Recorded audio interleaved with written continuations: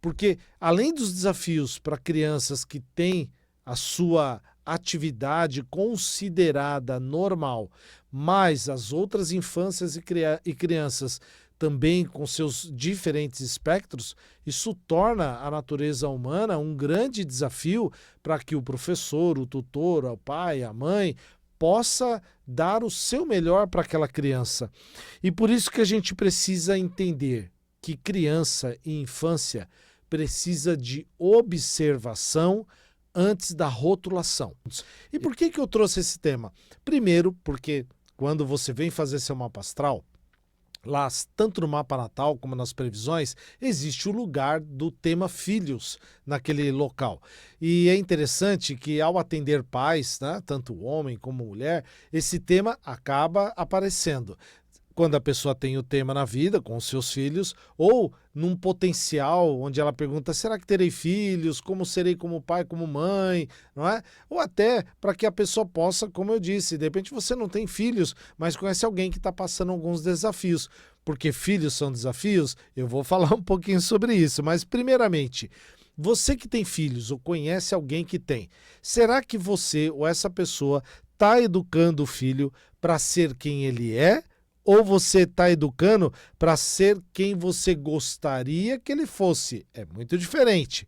Segundo, quantas vezes a gente confunde educação com controle?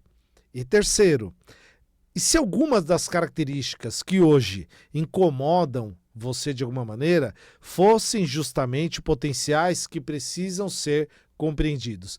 3 perguntinhas para poder cutucar esse assunto de alguma maneira. Se você é pai ou mãe, fica comigo. Você é filho ou filha, fica comigo. E se de repente você conhece alguém que está passando esse desafio, também fica, para que a gente possa construir juntos um programa legal. Olha que interessante. No momento quando a criança está ali, nas primeiras idades, não é, aprendendo, toda criança ela é uma esperança, quanto uma promessa para a própria humanidade. Isso porque, inclusive, tem uma das filosofias de vida que tem uma frase muito interessante, né? Que a esperança reside na semente, seja na natureza como um todo, ecológica, ou na natureza humana. É a semente que é a grande esperança. Porque quando a gente educa, não controla. Quando nós educamos a criança para um movimento melhor, para uma construção melhor de vida, o futuro está pelo menos um pouco melhor garantido. E é interessante isso, porque ao entender os ciclos da criança, ao compreender o ciclo da infantilidade, não é? E aqui já trazendo um outro conhecimento, não é? Adulto faz coisa de adulto. Criança faz coisa de criança. Criança fazendo coisa de adulto ou adulto fazendo coisa de criança é um contrassenso, total contrassenso, porque a gente não compreende nem psicologicamente, não é? Nem na própria realidade aquilo que está acontecendo. Porém, a gente precisa entender que no ciclo da infância ou da própria criança, cada criança ou cada fase da infância possui uma natureza, possui algo a ser aprendido. Então a gente entendendo, seja como pai, como mãe, como um tutor, um padrinho, uma madrinha, né, um avô, uma avó, ou um tio, uma tia, ou seja, tendo um olhar sobre aquela criança, a gente vai entender que cada fase tem uma natureza a ser aprendida. E que crianças, ou as fases da infância, não aprendem todos da mesma maneira. Isso é interessante, principalmente se eu estou falando com você que é professora, professor das primeiras idades, não é? Você sabe disso, não é? Uma sala com 30 crianças, por exemplo, 20 crianças que seja, são 20, 30 realidades diferentes, totalmente diferentes. Não dá para massificar aquela educação num único potencial. Isso é importante entender porque algumas crianças ou algumas idades vão precisar de mais movimento, né? Outras vão precisar de mais silêncio, outras vão precisar de maior investimento numa comunicação e outras precisam até mesmo de mais observação. E um grande potencial que a gente tem hoje, não é?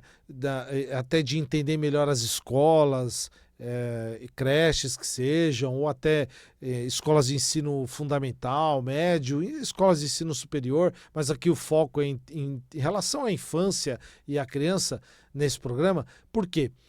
a gente hoje tem vários espectros, não é? Espectros. Aqui vou citar alguns, como TDAH, autismo e outros, onde essa criança precisa ser incluída.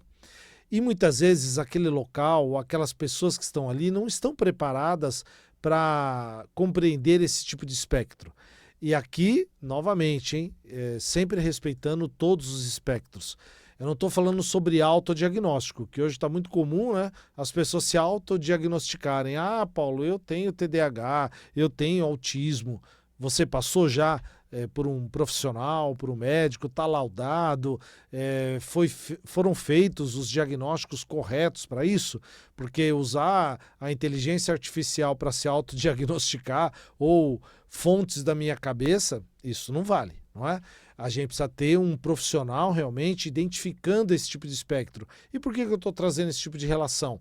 Porque além dos desafios para crianças que têm a sua atividade considerada normal, mas as outras infâncias e crianças também com seus diferentes espectros, isso torna a natureza humana um grande desafio para que o professor, o tutor, o pai, a mãe possa dar o seu melhor para aquela criança. E por isso que a gente precisa entender que criança e infância precisa de observação antes da rotulação. Eu sei que é difícil, né? Eu, por exemplo, já passei dessa fase, hoje eu já sou pai de 3 filhos adultos, né? Mas enquanto pai, né, a gente tem que entender isso, ou enquanto mãe, enquanto tutor. Criança, infância, precisa de observação. E é muito comum a gente acabar rotulando. Ah, esse filho é assim, esse filho é assado, essa criança é desta forma, aquela é da outra. Isso é um rótulo, não é?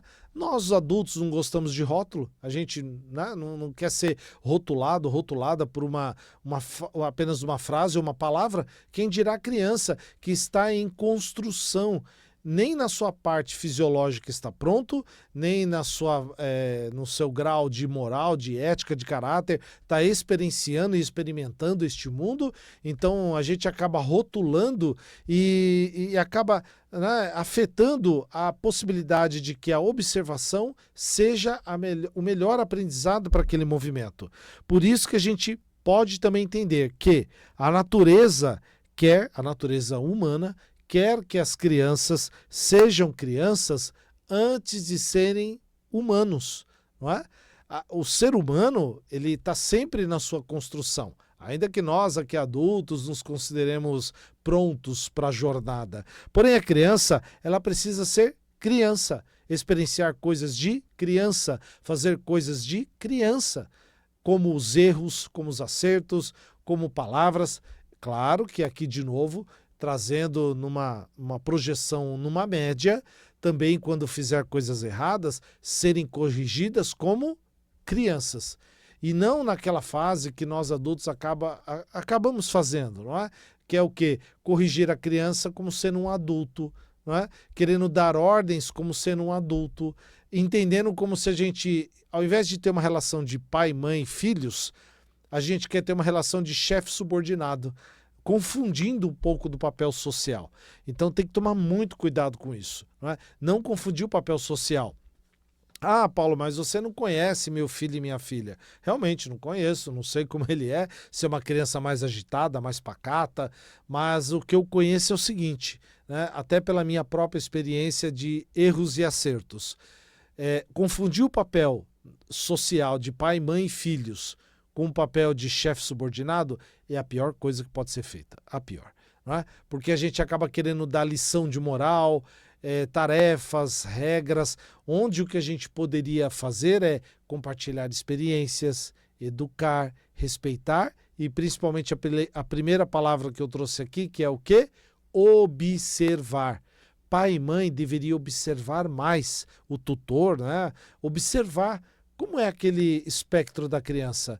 como ela se sente mais à vontade, como ela não se sente à vontade, e ali fazer nascer grandes potenciais. Então, isso já é uma primeira dica que a gente pode trazer.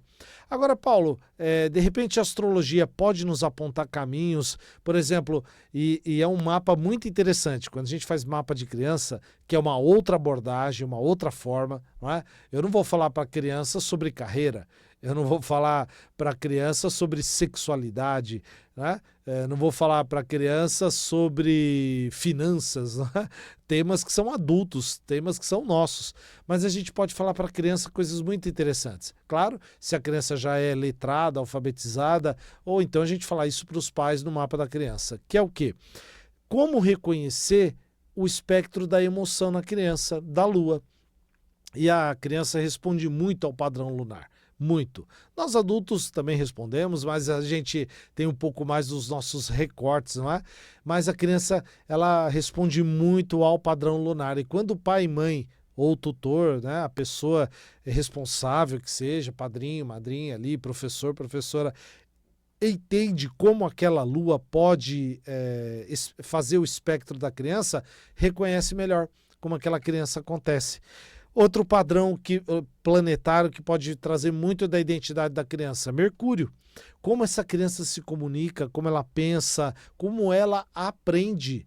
Né? Além de todas as questões dos canais de aprendizado que a criança tem crianças que são mais auditivas, outras são mais mentais, outras são mais sinestésicas, precisam da concretude, imaginativas e outros potenciais de aprendizado, mas Mercúrio fala muito sobre isso. Então entender um pouco mais disso vai te trazer ferramentas importantes.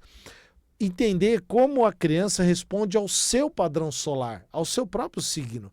Essa é uma identidade muito comum que os pais falam para mim, né? Ah, Paulo, minha criança é de Gêmeos, é bem comunicativa. Minha criança é de Peixes, ela é mais inspiradora. Ah, minha criança é de Áries, é mais agitada. Seja o padrão de signo que ela for, esse é só um espectro. Então você pode entender melhor, claro, como essa criança está respondendo. E outros padrões planetários, que aqui eu ficaria o programa todo trazendo. Por isso eu incentivo você, faça o mapa do seu filho e da sua filha. Faça o mapa da sua criança. Porque não é um manual de instruções, isso eu sempre também trago no conhecimento aos pais, né? Não é manual de instruções para fazer regramento para filha, para filho não. Mas você pode compreender muito dos acertos para errar menos enquanto pai e mãe, ou enquanto responsável de uma criança. Você erra menos, porque você compreende como aquela criança acontece, né? Então você pode entender melhor aspectos da criança, movimentos. Claro que a criança vai surpreender muito nesse meio tempo, né? Porque é um ser em construção, mas você pode compreender melhor como trazer melhores ferramentas de aprendizados, desenvolvimento e convivência com aquela criança. No programa de hoje, nós estamos conversando sobre o quê? Como criar filhos respeitando a sua natureza. E a grande dica que eu trago aqui é: como é que então eu posso criar meu filho, minha filha, dar uma dica para o meu sobrinho, minha sobrinha, meu neto, minha neta, um amigo que tem um filho, uma filha, sem apagar a individualidade dessa criança? 4 palavrinhas eu trouxe aqui. Primeira delas, limite, liberdade, escuta e orientação.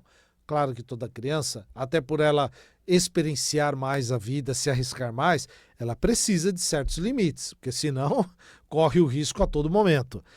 Mas, de alguma maneira, esse limite tem que ser dado com um grau de liberdade. Não é? A criança testa a liberdade do pai, da mãe, do padrinho, madrinha, com quem ela está. Ela testa. Então, é quase como aquela chamada liberdade assistida. Então, você está ali, ó, prestando atenção e dando liberdade a ela. Escuta, tem que escutar, né? Escutando tanto com os olhos, observando, com os ouvidos, né? Escutando que a criança se comunica muito, seja pela oralidade dela, pelo lúdico que ela faz, pelas brincadeiras e a orientação.